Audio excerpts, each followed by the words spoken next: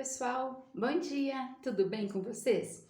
Que possamos então iniciar nossa semana na luz do Evangelho segundo o Espiritismo, capítulo 7. Bem-aventurados os pobres de espírito, é o terceiro vídeo hoje. Mistérios ocultos aos sábios e prudentes. Jesus diz: graças te dou a ti, Pai, Senhor do céu e da terra, porque escondeste estas coisas aos sábios e prudentes e as revelaste aos simples e pequeninos.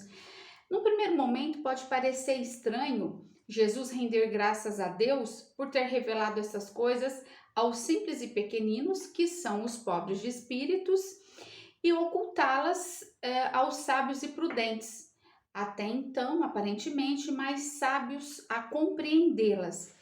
Mas aí é preciso que a gente entenda que pelos primeiros, os humildes, os que se humilham diante de Deus e não se consideram superiores aos outros, e pelos segundos, os orgulhosos, envaidecidos com o seu saber mundano, que se julgam prudentes, pois que eles negam a Deus, tratando-o de igual para igual, quando não o rejeitam. Isso porque na antiguidade, sábio era sinônimo de sabichão.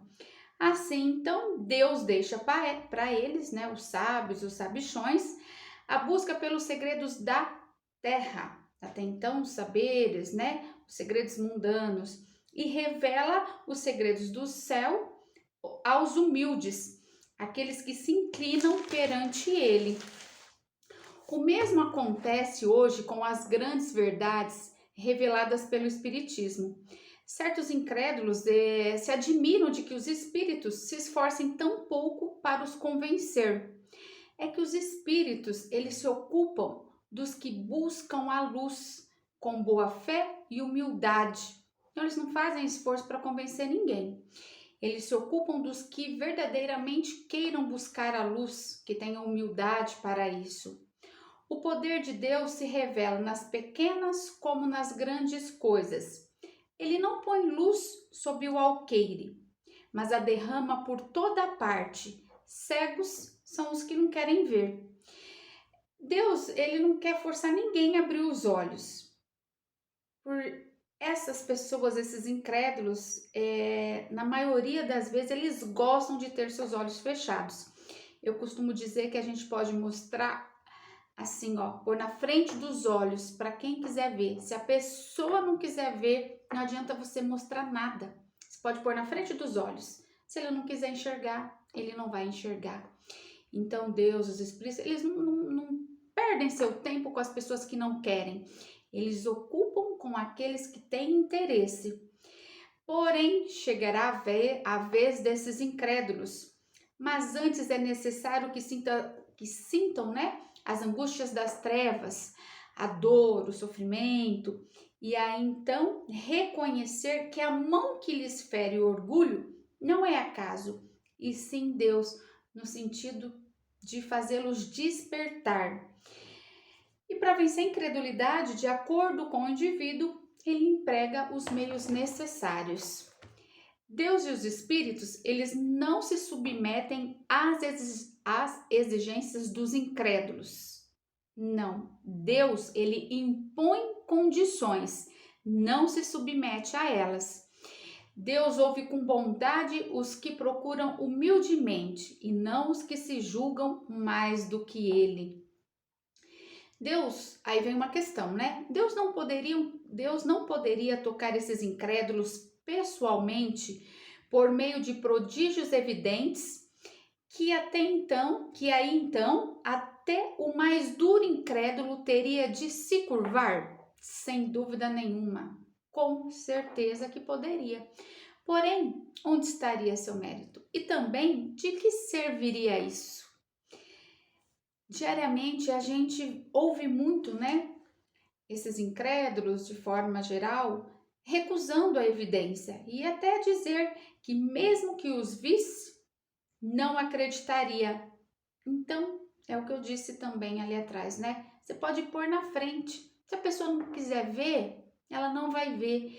Então, para que forçar dessa forma? Vai chegar uma hora Depois de provar, bater muito cabeça, aí ela vai despertar, vai ter o seu olhar voltado e aí sim, vai se voltando e essa incredulidade vai se dissolvendo e vai crendo, né? Começa a crer. Se eles se recusam a reconhecer a verdade, é porque seu espírito ainda não está maduro para compreender, nem o seu coração para sentir. Então, ainda não chegou a hora, né? Ainda tem que bater muito cabeça, né? E às vezes as pessoas elas são muito cabeça dura, se nega, não quer ver, né, a lógica, a razão, o bom senso. E tudo bem, a gente tem que respeitar a etapa evolutiva de cada um. Como diz, se se recusam a reconhecer a verdade, é porque seu espírito ainda não está maduro, não está pronto, né? E nem o coração para sentir. Mas a vida ensina. Ah, como a vida ensina. O orgulho é a venda que lhes tapa os olhos, que adianta apresentar a luz a um cego, né? De nada adianta, não pode ver. Seria preciso então curar primeiro a causa do mal. Deus então castiga primeiramente o orgulho.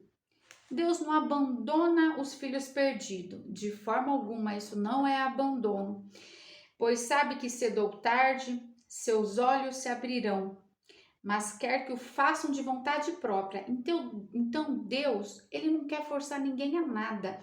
Ele quer que o indivíduo, que o ser desperte por vontade própria.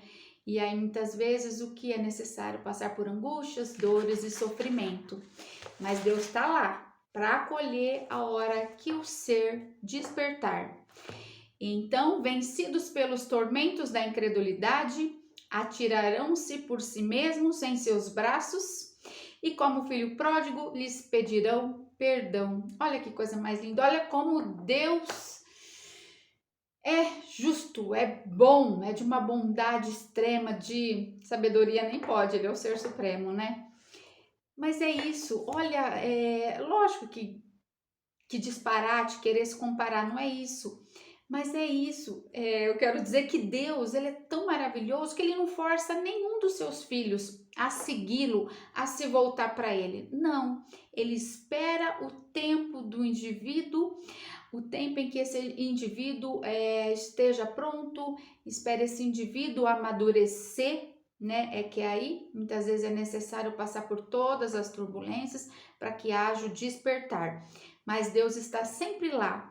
Mesmo esse incrédulo, ele nunca é deixado de lado. Deus nunca abandona esse filho perdido. Deus só está esperando um momento em que ele desperte para recebê-lo de braços abertos. E esse despertar, né, vai fazer com que ele se jogue nos braços do Pai e reconheça tudo que passou, o erro cometido, né, essa cegueira por tanto tempo. E esse despertar causa esse pedido de perdão. Olha que perfeição, como Deus é incrível. Então, gente, eu te falo uma coisa. Diante desse texto, que a gente possa despertar o quanto antes, né? Buscar essa maturidade espiritual, porque o que acontece muitas vezes é que os seres, as pessoas estão sofrendo desnecessariamente, entre aspas, porque veja bem, vamos nos voltar para Deus, nos voltar para o que nos é passado com esse aprendizado e buscar esse conhecimento e parar de sofrer. Porque muitas vezes é que a gente é cabeça dura, vai sempre para o mesmo caminho, tá dando ruim ali, mas continuamos seguindo e aí a gente fica sofrendo mais tempo. Então, se a gente sabe desse Deus tão bom, tão generoso, que nos acolhe, nunca nos abandona, por que eu vou insistir no caminho que eu sei que vai dar ruim? Então, que possamos nos voltar, buscar essa maturidade com aprendizados, com reforma íntima, né? Para nos voltar para Deus. Que, como disse, Deus está ali, Ele ouve com boa vontade os humildes, as pessoas que queiram realmente buscá-lo, não consideram de igual para igual, porque isso é um disparate total. Então, fica a dica de hoje, que possamos buscar o quanto antes e parar de sofrer, que a gente tem um Deus, um Pai maravilhoso que nos acolhe, nos ampara, está esperando o nosso despertar. É para refletir, porque é uma mensagem que vem bem fundo, né? E às vezes a gente passa despercebido. Então fica aí a dica para a semana, tá bom? Um beijo, um abraço grande para o pessoal que assiste a gente pelo Raimundo, pela Gente Espírita Brasil, Instagram, Face, site. Não esquecendo que tem palestras online, tem estudos. No Raimundo Mariano Dias está tendo estudo presencial. Não deixa para depois não, já é chegado a hora, tá bom? Abençoado seja o seu dia, a sua vida, o seu lar, o seu trabalho. Um beijo no seu coração e muitos beijos de luz. E muita gratidão a Deus por estar sempre de braços abertos para nós. Vamos fazer a nossa parte.